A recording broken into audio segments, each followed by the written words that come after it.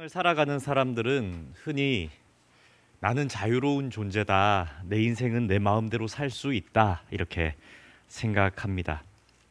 뭐 내 인생 내 마음대로 하는 거지 뭐 이런 생각으로 살아간다고 착각합니다.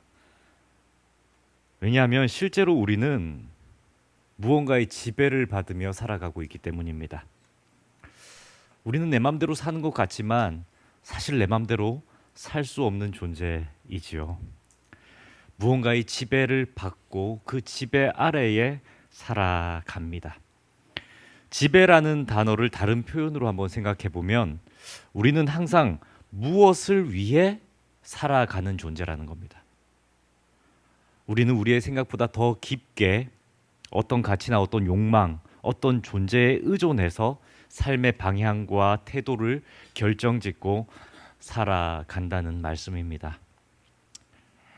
과거 우리의 삶을 돌아보면 어릴 때는 자아실현이나 쾌락을 이렇게 쫓으며 그러한 지배를 받고 살아가죠. 다들 학창 시절이 있으셨을 겁니다. 학창 시절에는 무엇을 위해 살았습니까? 성적에 목숨을 걸고 살았죠. 청년이 되고 나니 관계나 직장에서 인정받는 것에 목숨을 걸고 살아갑니다.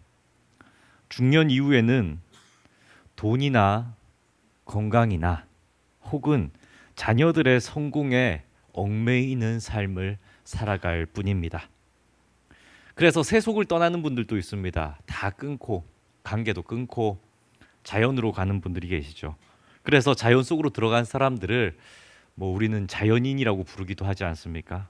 그런데 그러한 자연인도 결국에는 자연의 지배를 받으며 살아갈 뿐입니다. 이처럼 인간은 완전히 자유로운 존재가 될 수 없을 뿐더러 인간은 무언가의 지배를 받고 살아갈 수밖에 없는 존재들입니다. 이것이 학문적으로는 이런 표현이죠. 인간은 존재론적 한계를 지닌 인간이다. 이렇게 말합니다. 존재론적 한계를 지닌 인간.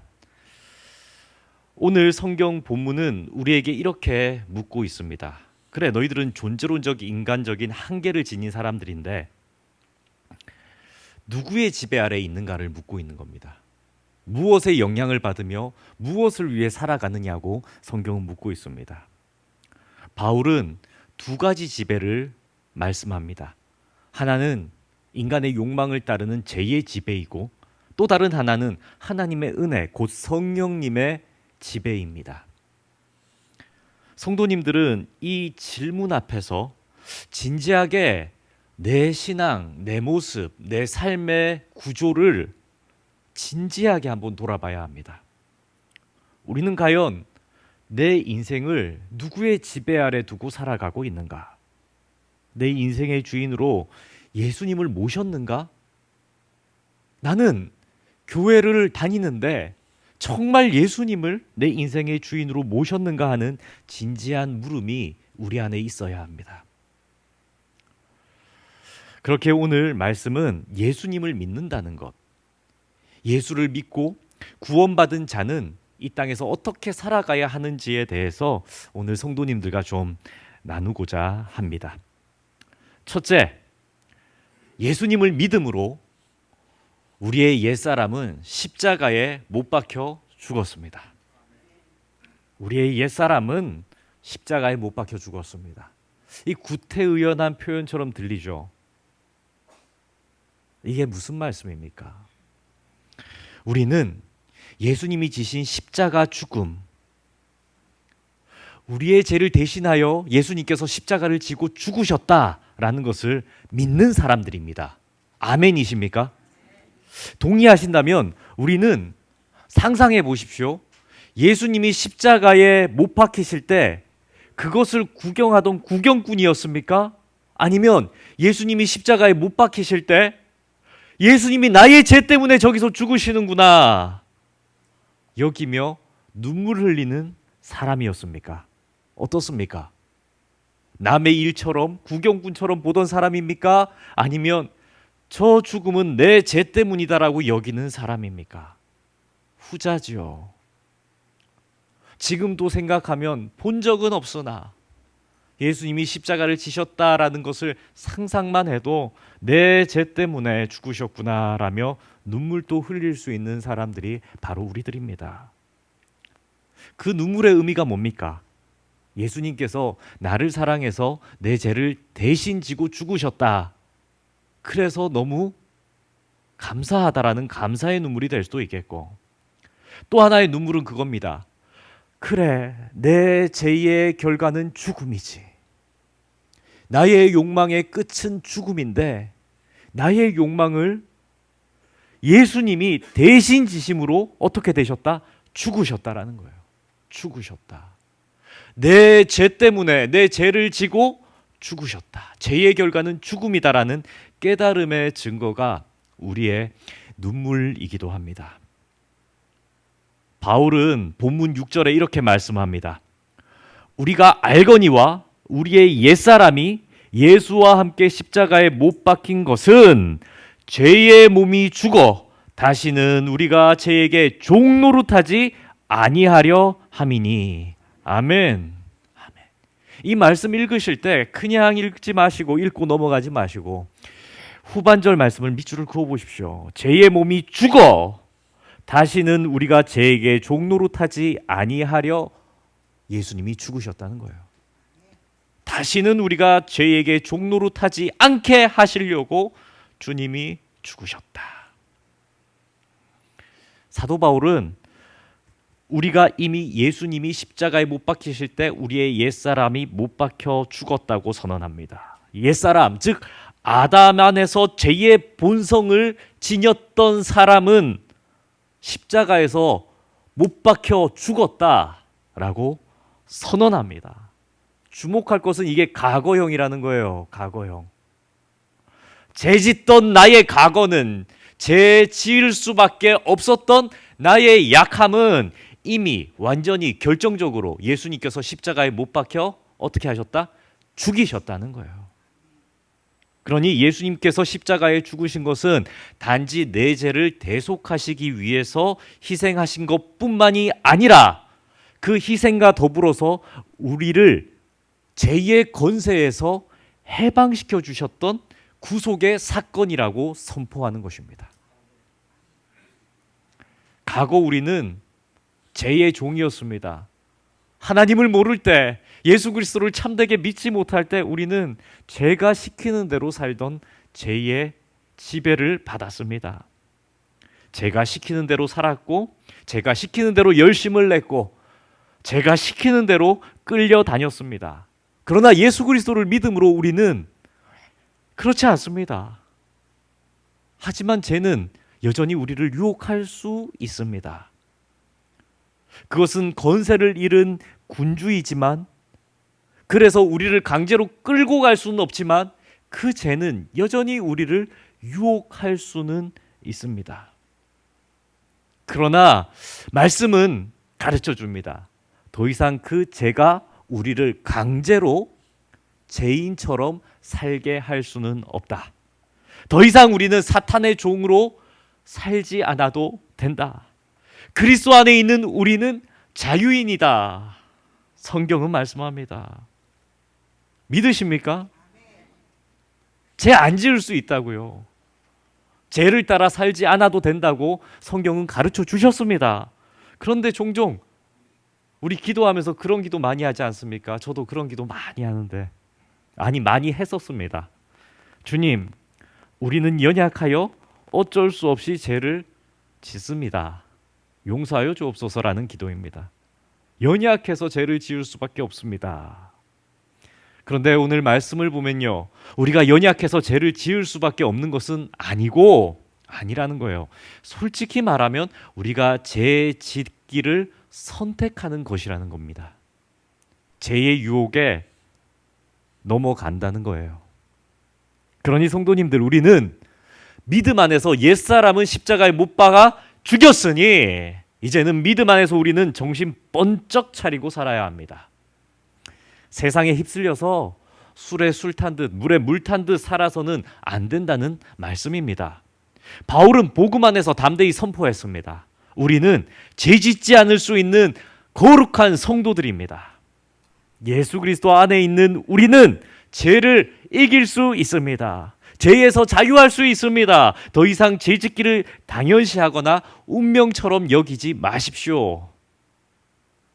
이제 죄에 대해서는 죽은 자가 되고 하나님께 대하여는 산 자가 되어 이 땅을 살아가십시오. 바울은 말씀합니다. 이것이 복음이 성도들에게 주는 놀라운 은혜요, 놀라운 능력입니다. 둘째로, 예수님을 믿음으로 우리는 하나님을 주인으로 모시며 살아가야 합니다. 너무 단순한 진리인데 너무 자주 잃어버린 문장입니다.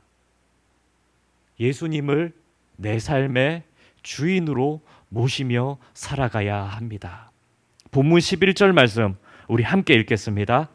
이와 같이 너희도 너희 자신을 죄에 대하여는 죽은 자요 그리스도 예수 안에서 하나님께 대하여는 살아있는 자로 여길지어다. 아멘.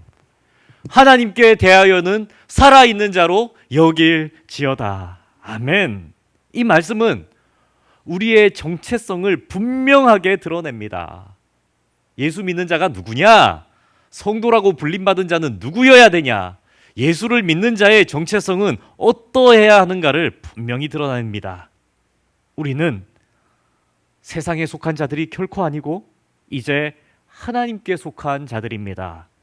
그러니 우리는 생각해 보십시오. 우리는 하나님께 속한 사람입니다. 세상을 살면서 인생에 의문이 생길 수 있지 않습니까? 그러면 누구에게 물어야 됩니까? 네, 예수님께 물어야 됩니다. 예수님이라면 이런 상황에서 어떻게 하실까? 하나님의 말씀은 이런 상황에서 어떻게 살라고 하는가? 매일 묻고 그 말씀대로 살아낼 수 있어야 합니다. 그게 성도의 정체성이고 그것이 바로 하나님께 대하여 산 자의 태도입니다. 그런데 안타깝게도 오늘날 많은 사람들이 인생의 물음을 웃지 마십시오. 드라마에서 배우고 유행하는 격언이나 세상 속담에서 배우며 살아갑니다. 정말 그게 옳은 줄 알고 그게 맞는 줄 알고 살아갑니다. 어떤 분들은 생의 모든 질문을 유튜브에서 배웁니다. 사는 게 다 그렇지 뭐. 그러면서 내리는 결론들 그런 거 아닙니까? 누가 손해보더라도 나만 손해 안 보면 되지 뭐. 야, 건강하게 살려면 이 음식 저 음식을 가려 먹으면 되는구나. 이러한 것들. 나의 안위를 위한 어떠한 삶, 나를 위한 유익, 나를 위한 지식을 자꾸 세상에서 찾아서 발견하고 그대로 답습하며 살아가려고 합니다. 하지만 성도님들, 이런 생각들과 말들은 결코 복음적이지 않습니다. 우리가 살아가는 모든 방법, 성도의 정체성은 오직 하나님의 말씀으로부터 나와야 할 줄 믿습니다. 지난 금요일이죠. 그저께 일인가요? 아직도 줄다리기 해서 온몸이 뻐근한데 교회가 온가족 야유회를 나갔습니다. 한 생태공원에서 조경이 아름다운 곳에서 작년보다 더 예쁘더라고요. 이른 시간부터, 우리 선발 때는 7시부터 출발을 했던 것 같아요. 이른 시간부터 자리를 잡아주고, 그래서 우리가 9시부터 모여서 서로 웃고 나누고 즐기면서 행복하게 시간을 보내고 있었습니다. 지난 금요일에요. 그런데 우리가 맡은 그 자리 한가운데 우리 교회 교인도 아닌 어떠한 사람들이 무리가 무단으로 텐트를 설치하고 자리를 차지하는 일이 있었습니다. 사실 세상적인 기준에서 보면 우리가 먼저 자리 잡았는데 왜 무단으로 와서 텐트를 치냐? 이건 예의가 아니지 않냐? 하며 생각하고 불쾌해할 수 있는 일이었습니다. 왜냐하면 그 자리는 우리 교회 부목사님이 선발대를 이끌고 아침 일찍 가서 돗자리를 펴서 맡은 자리이기 때문입니다. 그러나 우리는 그러한 상황들 속에서 그분들께 다르게 행동할 수 있었습니다. 오히려 그분들께 양해를 구하며 질문했습니다. 저희가 교회 행사 중인데 혹시 여기 계시면 불편하시지 않겠습니까? 그러면서 우리가 가져갔던 음식도 나눠드리고 아이들과 함께 놀 수 있도록 기회도 드렸습니다. 그랬더니 어른 한 분이 오셔서 줄다리기를 같이 하셨습니다. 심지어 우리 성도님 중에 어떤 분은 자신이 마지막에 찾았던 보물을, 그 보물 번호표를 그분에게 나눠드렸고, 그렇게 나눠드린 번호표가 어떻게 됐습니까? 상품권에 걸려가지고 그 가정은 상품권을 받아서 가기도 했습니다. 행사 후에 부목사님이 그 가정에 연락을 드렸답니다. 잘 가셨는지, 그리고 상품권도 보내드렸죠. 그랬더니 그분에게 이런 답장 문자가 왔다고 합니다. 받은 그대로 제가 읽어드립니다. 감사합니다. 한빛교회 가족분들과 즐거운 시간을 가졌습니다. 아이들도 어른들도 하나님의 사랑을 받고 집으로 돌아가는 길입니다. 성도님들, 이것이야말로 예수님께 인생의 길을 여쭙고 살아가는 성도들의 삶의 태도가 아니겠습니까? 우리는 종종 세상살이 속에서 세상의 방식대로 나에게 유익한 방향들을 자꾸 선택하고 결정하려는 유혹에 쌓입니다. 내 것은 내가 지켜야지. 어리숙하면 손해본다는 세상적 사고방식에 너무 길들여져 있습니다. 내가 이걸 주어서 얻는 유익은 무엇입니까? 세상적으로 무엇을 내가 취할 수 있습니까? 라고 묻는 계산적인 사고방식이 우리에게는 너무나도 익숙합니다. 내 것을 자꾸 내주다 보면 한이 없을 것 같고, 자꾸 너그러우면 손해보는 생을 살 것만 같다는 생각이 우리의 태도 속에 배어져 있습니다. 하지만 우리의 주인이신 예수님은 세상의 방식과 반대로 사셨습니다. 예수님은 먼저 우리를 향해서 담 없이 사랑해 주셨고 값 없이 베풀어 주셨으며 배신자와 같은 우리를 믿으시되 끝까지 믿어 주셨습니다. 심지어 십자가에 달려 죽으실 때조차 옆에 매달려 있던 강도가 도움을 요청하자 강도에게 말씀합니다. 너가 오늘 나와 함께 낙원에 있으리라. 어떠한 것도 보지 않으시고 은총을 베푸셨죠. 이렇게 은혜를 베푸신 예수님이 어리석은 주인이십니까? 그렇게 예수님은 모든 것을 베풀고 나누셨기 때문에 사람들은 그러한 예수님을 업신이 여기고 낮추어 봤습니까? 그렇지 않습니다. 오히려 예수님의 이름은 높아지고 예수님의 모든 은혜는 마르지 않는 샘과 같이 여기저기 생수를 부을 수 있었습니다. 그러한 예수님을 우리 모두는 귀하게 여기며 예수님의 사랑을 칭송합니다. 이제 예수님은 우리들의 차례라고 말씀합니다. 너희들이 각자가 자기 십자가를 지고 예수를 따르라고 말씀합니다. 그리고 주님, 그렇게 살아도 됩니까? 이 세상은 그렇지 않은데요. 이 세상은 너무 계산적인데요. 이 세상은 공짜가 없어요. 그런데 예수님은 약속하십니다. 마가복음 10장 29절에서 30절 말씀인데 제가 읽어드립니다. 예수께서 이르시되 내가 진실로 너희에게 이르노니 나와 복음을 위하여 집이나 형제나 자매나 어머니나 아버지나 자식이나 전토를 벌인 자는 현세에 있어 집과 형제와 자매와 어머니와 자식과 전토를 100배나 받되 박해를 겸하여 받고 내세에 영생을 받지 못할 자가 없느니라. 아멘. 하나님은, 아니 예수님은 이처럼 현실적인 우리들의 물음에 실제적인 답을 해주셨습니다. 나와 복음을 위하여 집이나 형제나 자매나 어머니나 아버지나 자식이나 전토를 벌인 자는 버리라는 얘기는 아닙니다. 나누라는 얘기입니다. 가치관이 바뀌라는 얘기입니다. 예수를 주인 삼아서 예수님께서 사신 것처럼 그들을 대해 주라라는 말씀입니다.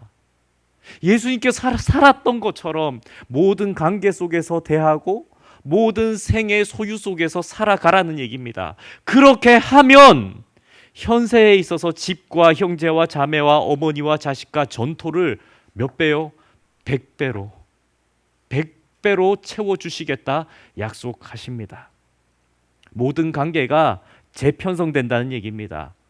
주인을 예수님으로 삼아 우리가 그 관계 속에서 살아내면 그 관계가 재편성되고 너희들의 소유도 마르지 않게 이 땅에서 100배의 것으로 채워주리라, 풍족히 채워주리라 예수님이 약속하셨습니다.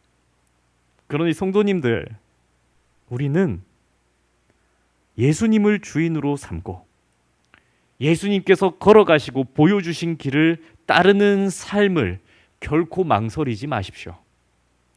이 세상은 우리가 베푸는 만큼 손해본다고 말할지 모르지만 하나님의 나라는 우리가 베푸는 만큼 더 풍성해지기 때문입니다. 우리가 주님의 이름으로 손을 내밀 때, 우리가 주님의 마음으로 희생하고 누군가를 품을 때 우리의 삶은 결코 메마르지 않을 것입니다. 주님은 약속하셨습니다. 현세의 100배를 받되 내세의 영생을 받지 못할 자가 없느니라. 이 약속은 우리에게 살아 숨쉬는 약속입니다. 그리고 이 약속은 예수님을 진짜 주인으로 모시고 살아가는 자들에게 분명히 이루어질 것입니다. 마지막 셋째로, 예수님을 믿음으로 우리는 성령님의 은혜 안에 있는 자들입니다. 아멘. 성령님의 은혜 안에 있는 자들입니다. 우리는 사람은 변하지 않는다라는 생각을 세상에서 경험적으로 얻게 됩니다. 한 해 한 해 갈수록 사람들한테 된통 데이는 겁니다.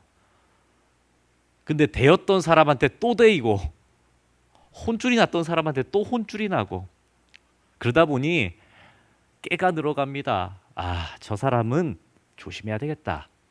아, 저런 부류의 사람은 안 된다. 가까이 갈 수 없다. 그래서 사람들 하는 얘기들이 있죠. 머리 검은 짐승은 주무십니까? 예, 거두지 말라. 예, 머리 검은 짐승은 거두는 게 아니다. 그죠? 사람은 고쳐 쓰는 게 아니다. 뭐 이런 말들 하잖아요. 사람의 제약된 성품은 쉽게 변하지 않는다라고 단정짓고 살아갑니다. 사람에 대한 기대를 그래서 점점 나이 들수록 하지 못하고 살아가죠. 사람 잘 믿지 못합니다. 그러나 성도님들, 이러한 세상의 가르침들은 복음이 없다면 사실일지 모르나 복음이 있기 때문에 결코 진리가 될 수 없습니다. 예수님은 결코 변화되지 않을 것 같은 우리를 품으셨고 품으신 후에 우리 안에서 우리의 잘못된 부분들을 깨트리셨고 그리고 고치셨고 온전히 새롭게 하셨습니다. 우리가 예수님을 믿을 때 하나님은 그리스도와 함께 우리를 십자가에 못 박으셨고 성령을 통해 우리로 하여금 새 사람으로 다시 살게 하셨습니다. 그런 성령님께서 우리 각 사람들 가운데 계시다 말씀하십니다. 본문 14절은 말씀합니다. 제가 너희를 주장하지 못한다. 이는 너희가 법 아래 있지 아니하고 어디에 있다? 은혜 아래 있기 때문에. 우리는 이제 성령님의 다스림, 성령님의 통치하심, 성령님의 개입하심 속에 살아가는 사람들입니다. 성령님은 우리 안에 거하시고 그래서 못된 우리의 성격들, 제가 우리를 주장하려고 할 때 말씀으로 우리를 일깨우시고 양심을 찔러 회개하게 하시며 의의 길로 이끄시는 능력의 영이십니다. 비단 나뿐만이 아니라 모든 하나님을 믿는 사람들을 그렇게 성령님께서 바꾸고 계십니다. 성령님은 단지 감정의 은혜만으로 임하시는 분이 아니라 실제적으로 우리로 하여금 죄를 이기게 하시고 복음을 살아내게 하시는 힘이요 실제적인 능력이시기 때문입니다. 사람은 복음이 없다면 결코 죄의 굴레를 벗어날 수 없을지 모릅니다. 그러나 사람은 성령님의 역사하심으로 인하여 반드시 변할 수 있습니다.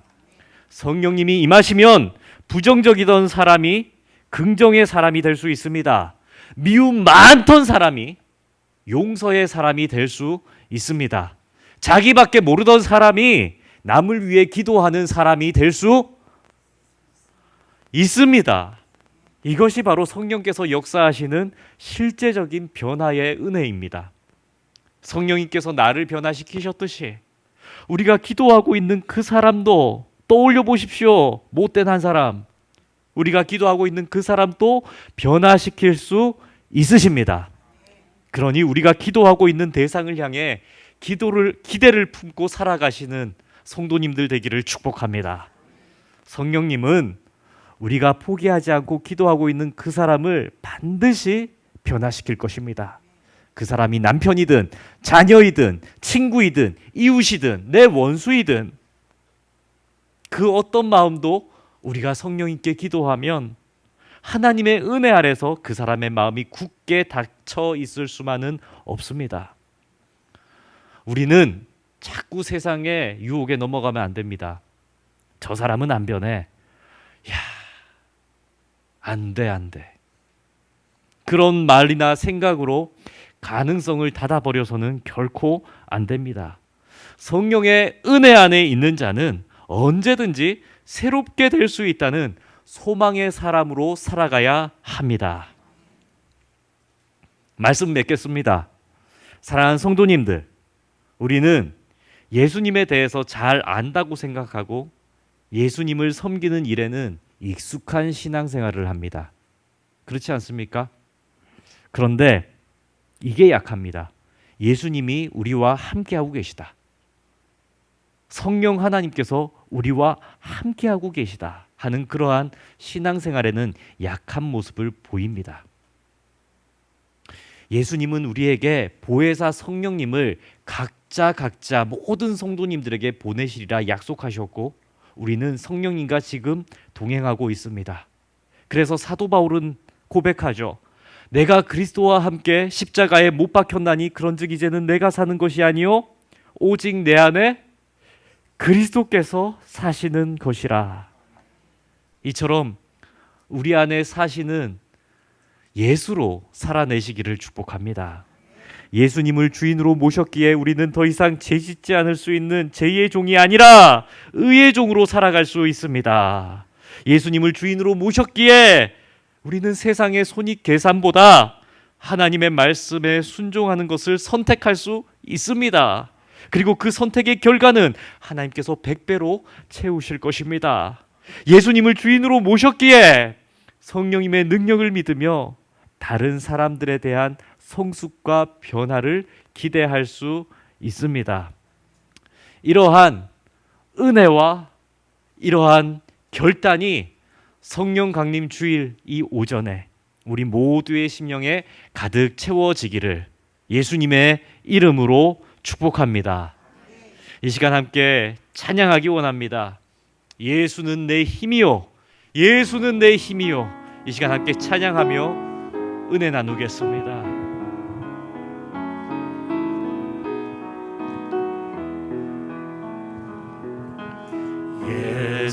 예수는 내 힘이요 내 참 소망 그 이름의 생명이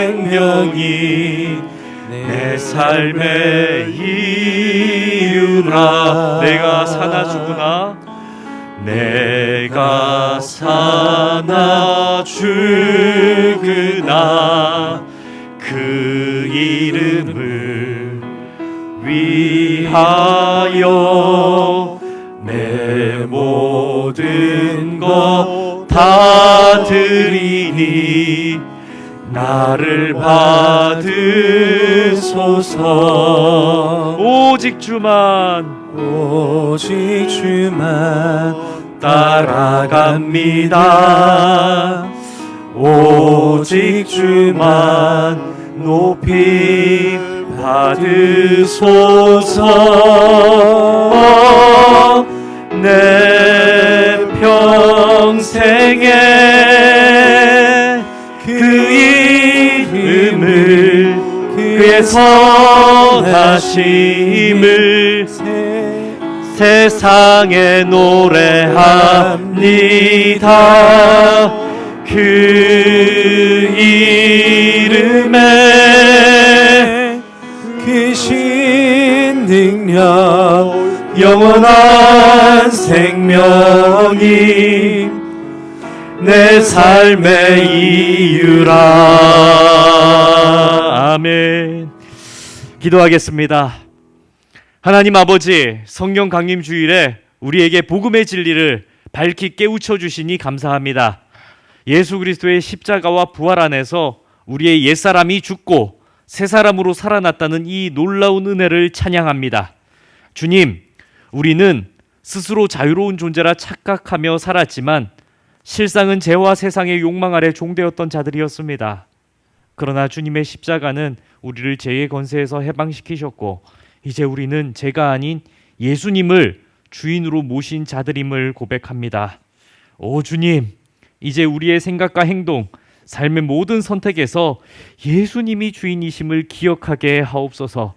세상의 기준이 아닌 말씀의 기준으로 살게 하시고 세상의 얕은 계산이 아닌 주님의 깊은 은혜를 따라 살아가게 하옵소서.